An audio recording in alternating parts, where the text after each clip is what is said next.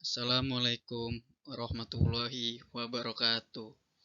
Di sini kami dari kelompok 2 akan menjelaskan tentang pemikiran ekonomi Ibnu Taimiyah.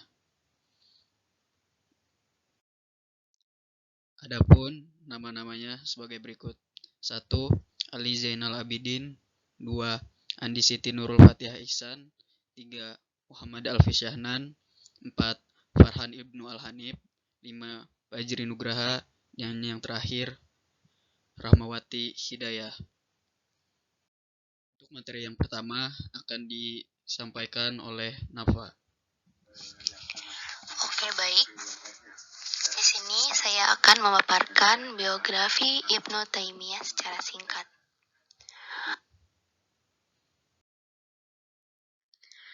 Taqiyuddin Ahmad bin Abdul Halim adalah nama lengkap dari Ibnu Taimiyah. Beliau lahir di Kota Haram pada tanggal 22 Januari tahun 1263 Masehi. Beliau dibesarkan dalam lingkungan keluarga yang ulama besar mazhab Hambali. Tradisi lingkungan keilmuan yang baik ditunjang dengan kejeniusannya telah mengantarkan beliau menjadi ahli dalam tafsir, hadis, fikih, matematika, dan filsafat dalam usia masih belasan tahun.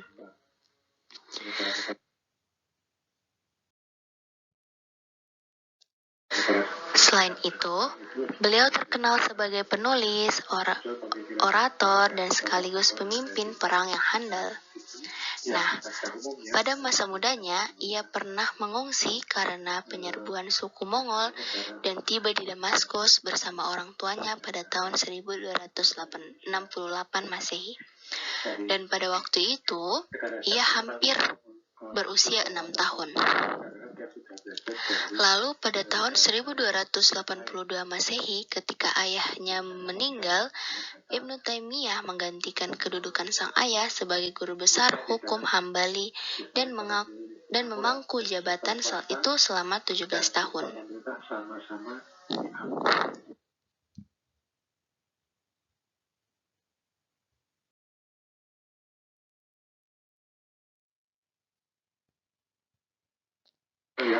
Nah, lalu pemikiran ekonomi beliau ini terdapat dalam sejumlah karya tulisnya seperti Majmu' Fatawa Syaikh al-Islam, Asyiyasa Asy-Syar'iyah fi Isla Ar-Ra'i wa Ar-Ra'iyah serta Al-Hisbah fi Al-Islam. Selain karya tersebut, Ibnu Taimiyah mengarang buku loh guys, seperti 300 jilid antara lain Iktifa Al-Sirat Al-Mustaqim wa Mukhalafah Ashab Al-Jalum, Fatwa Ibnu Taimiyah, Al-Sarim Al-Maslul Al-Syatim Al-Rasul, Al-Salim Al-Maslul fi Bayan Wajiban Al-Umayyah Nahwa Al-Rasul, Al-Jawab Al-Sahih Liman Badala Din Al-Masih, dan sejumlah buku lain di bidang fikih. Ibnu Taimiyah meninggal dunia di Damaskus pada tahun 728 Hijriah dan dikebumikan di pemakaman kaum Sufi. Oke, selanjutnya akan dilanjutkan oleh kawan saya. Baik, berikutnya karya-karya dari Ibnu Taimiyah. Seperti yang sebelumnya sudah dijelaskan oleh rekan saya, bahwasanya Ibnu Taimiyah seorang pengarang buku. Dia mengarang lebih dari 300 judul buku mengenai ekonomi, politik, dan lain sebagainya. Di antara buku-buku ini saya akan membahas 2 buku mengenai prinsip dalam ekonomi. Yang pertama, Al-Hisbah fi Al-Islam, yaitu buku mengenai lembaga hisbah dalam Islam. Beliau banyak membahas tentang pasar dan intervensi pemerintah dalam kehidupan ekonomi. Lalu yang kedua ada buku Al-Siyasah Al-Syariyah fi Islah Al-Ra'i wa Al-Rayah yang isinya mengenai hukum publik dan privat dalam Islam. Dalam buku ini, beliau membahas masalah pendapatan dan pembiayaan publik. Selain buku-buku itu, Selain buku-buku itu, terdapat juga beberapa buku lain yang tidak berkaitan dengan ekonomi. Di antaranya Manhaj al-Sunnah an-Nabawiyah yang isinya mengenai metode sunnah Nabi. Lalu Majmu' al-Fatwa tentang kumpulan fatwa. Lalu ada Ithab al-Ma'ad yang isinya menentukan tujuan. Dan Al-Syasyah al-Syahirah fi Islah ar-Rai wa al-Rayah mengenai politik yang berdasarkan syariah bagi perbaikan pengembala dan gembala. Buku ini merupakan buku yang sangat penting karena di dalam buku ini menunjukkan bahwa tujuan gerakan Ibnu Taimiyah adalah memperbaiki moral dan sosial dari segala kerusakan sebagai akibat dari malapetaka yang menimpa umat Islam karena perang dengan Krusdes dan juga serbuan dari bangsa Tatar.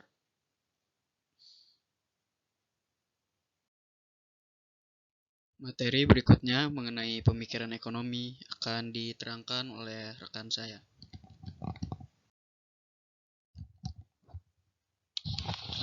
Baiklah, saya akan melanjutkan presentasi dari teman saya, pemikiran ekonomi tentang mekanisme pasar. Ibnu Taimiyah sangat menghargai mekanisme harga.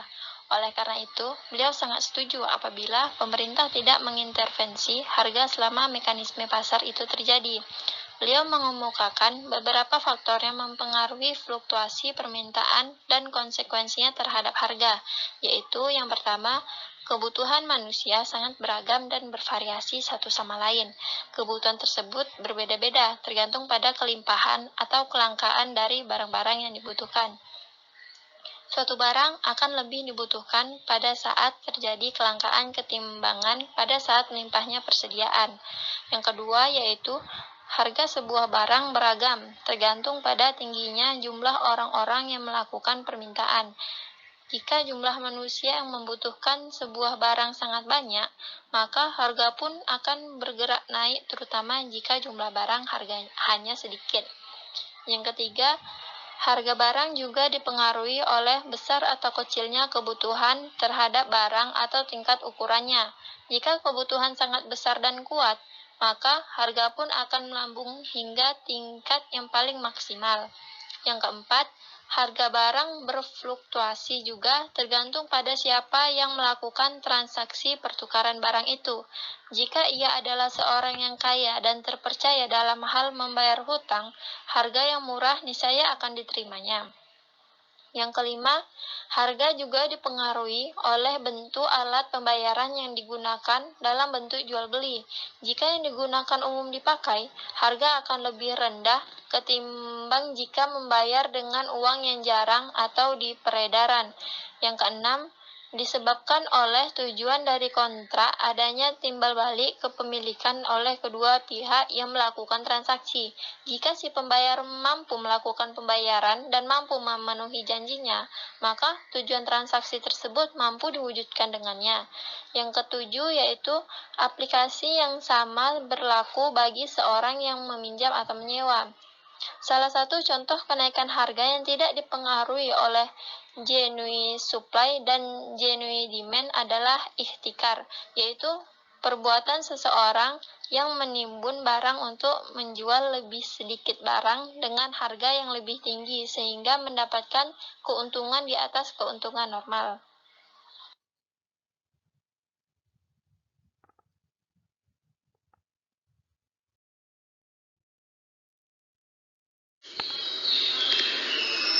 Terima kasih atas kesempatannya.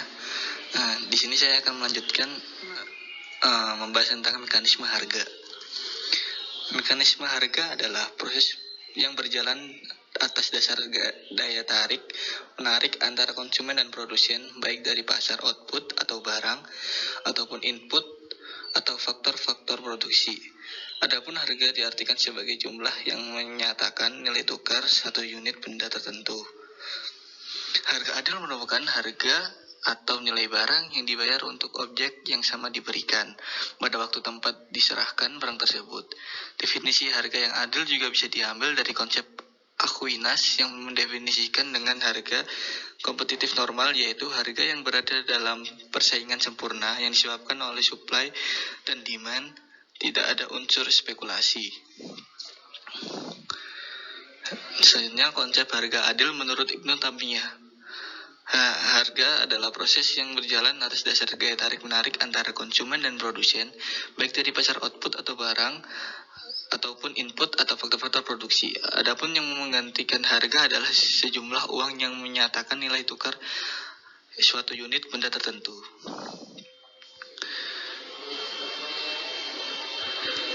Di dalam pembahasan harga yang adil, ada dua bagian, yaitu yang pertama, iwah al-mitj, adalah penggantian yang sama merupakan nilai harga sepadan dari sebuah benda menurut adat kebiasaan. Kompensasi secara diukur ditaksir oleh hal-hal yang setara tanpa ada tambahan atau pengurangan.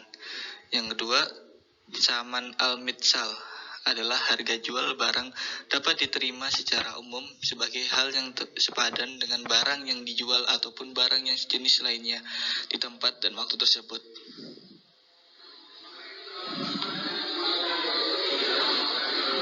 Regulasi harga yaitu pengaturan terhadap harga-harga barang yang dilakukan oleh pemerintah yang bertujuan untuk memelihara kejujuran kemungkinan penduduk atau dapat memenuhi kebutuhan pokoknya. Dalam sejarah Islam, kebebasan ekonomi sudah dijamin dan berbagai tradisi masyarakat dengan sistem hukumnya. Sebagai orang berpendapat bahwa negara Islam tidak boleh mencampuri masalah ekonomi dan mengharuskan nilai-nilai moralitas atau menjatuhkan sanksi kepada orang yang melanggarnya. Mereka mendapatkan seperti itu berdasarkan pada hadis Nabi Shallallahu Alaihi Wasallam. Mereka tidak bersedia menetapkan harga walaupun pada saat itu harga sedang melambung tinggi. Hal ini didasarkan hadis yang diriwayatkan oleh Anas bin Malik radhiyallahu.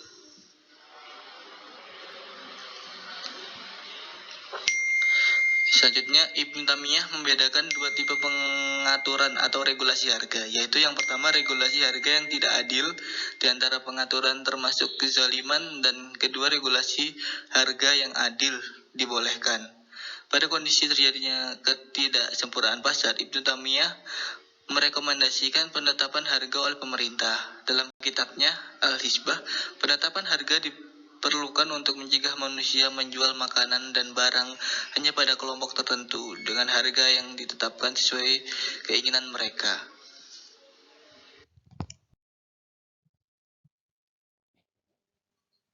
Ya, di sini ada hak milik dalam Islam. Allah pemilik yang sesungguhnya dan mutlak. Menurut Ibnu Taimiyah, pengguna hak milik dibolehkan sejauh tidak bertentangan dengan prinsip-prinsip syariah. Dan di sini ada 3 jenis hak milik. Yang pertama, hak milik individu. Setiap individu memiliki hak untuk menikmati hak miliknya, entah menggunakannya secara produktif, memindahkannya, dan melindunginya. Dan di sini ia tidak boleh menggunakannya secara berlebihan untuk tujuan bermewah-mewahan. Itu hak milik individu. Selanjutnya, yang kedua, hak milik sosial atau kolektif. Hak milik sosial memiliki bentuk yang bermacam-macam. Misalnya, sebuah objek bisa saja menjadi dimiliki oleh 2 orang atau lebih. Contohnya ini ada air, rumput, dan api, yang juga disebutkan dalam hadis Rasulullah SAW. Manusia itu bersikeras dalam pemanfaatan dalam 3 hal, yaitu air, rumput, dan api. Salah satu alasan dari keharusan pemilik kolektif terhadap objek-objek alam adalah semuanya itu diberikan oleh Allah secara gratis, dan semua itu demi kepentingan umum, yaitu hak sosial sendiri. Selanjutnya ada hak milik negara. Hak milik negara ini membutuhkan hak milik utuh dalam memperoleh pendapatan, sumber-sumber penghasilan, dan kekuasaan untuk melaksanakan kewajibannya. Ya, seperti untuk menyelenggarakan pendidikan, regenerasi moral, memelihara keadilan, memelihara hukum, dan secara umum melindungi seluruh kepentingan material dan spiritual penduduk. Menurut Ibnu Taimiyah, sumber utama dari pendapatan negara ini adalah antara lain zakat dan harta rampasan perang. Kalau di Indonesia ini seperti membayarnya pajak. Oke, itu hak milik negara.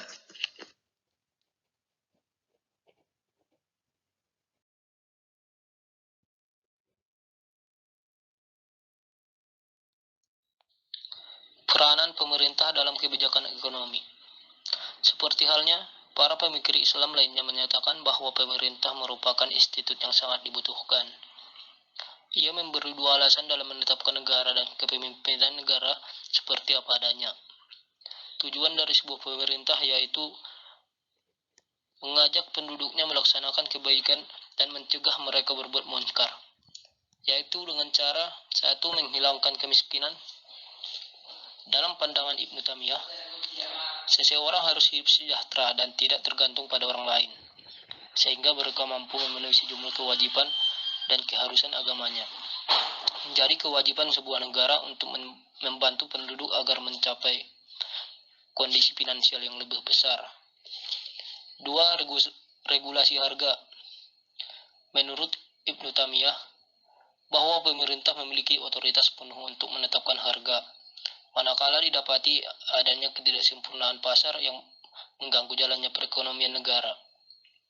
Penetapan upah buruh sebagai bagian dari tanggung jawab negara untuk mencegah perselisihan antara majikan dan karyawan yang biasanya secara umum berkaitan dengan upah. Ibnu Taimiyah melihat tenaga kerja merupakan jasa yang ikut mempengaruhi harga pasar, karena itu menetapkan upah analog dengan penetapan harga, yakni dalam pengertian menetapkan harga tenaga kerja. 3. Kebijakan moneter.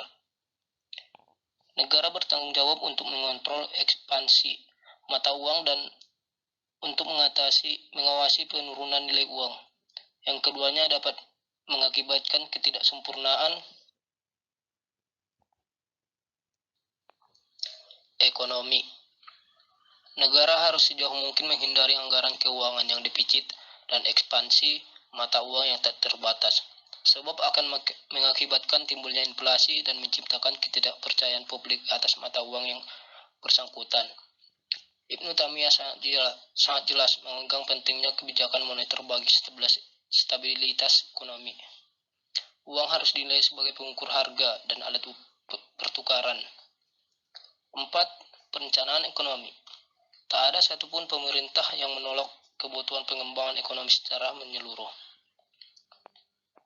Sebagai salah satu cara yang efektif mencapainya adalah melalui perencanaan ekonomi. Salah satu pemikiran penting adalah konsep Ibnu Taimiyah terhadap industri pertanian, pemintalan dan sebagainya. Jika kegiatan secara sukarela gagal untuk memenuhi persediaan barang-barang yang dibutuhkan penduduk, maka negara harus mengambil ahli tugas tersebut untuk mengatur kebutuhan suplai yang layak. Dalam kitab Al-Fatawa disebutkan bahwa sebuah pertimbangan untuk menjadikan bagian yang dari pembiayaan publik diperlukan untuk membangun jembatan, jalan, dan sebagainya. Disebut juga bahwa kekayaan yang tak mempunyai ahli waris dan barang hilang yang tak jelas pemiliknya dapat dijadikan sumber pendapatan negara untuk membiayai utilitas umum.